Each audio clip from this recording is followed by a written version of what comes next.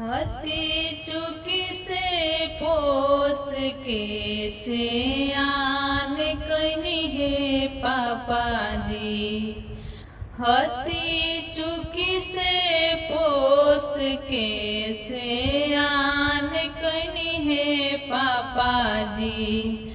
जांघे बैठा के कन्यादान कनी है पापा जी।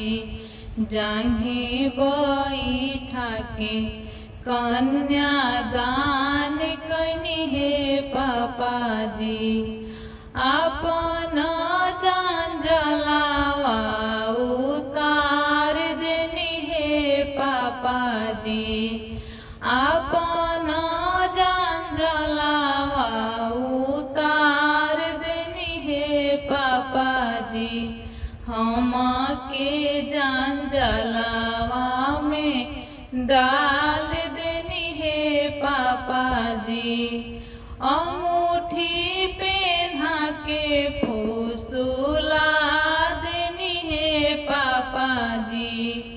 अंगूठी पहना के फुसुला देनी है पापा जी।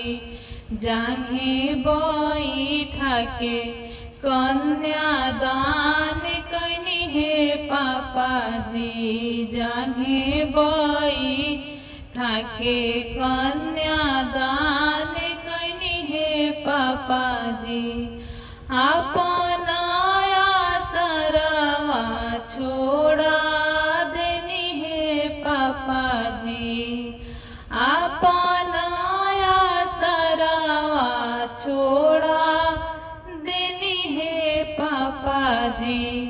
दोसरा के आसरा धारा देनी है पापा जी। दोसरा के आसरा धारा देनी है पापा जी।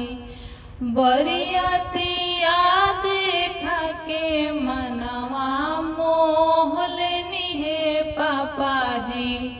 डोलिया बैठा के विदा को देनी है पापा जी।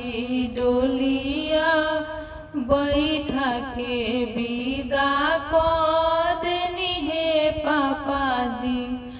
अपन दुआरवा छोड़ा देनी है पापा जी।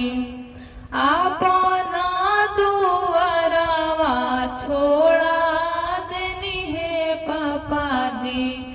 दोसरा के दुआरा बैठा देनी है पापा जी। दोसरा के दुआरा बैठा देनी है पापा जी। हती चुकी से पोस के से आन कनी है पापा जी। जांघे बैठा के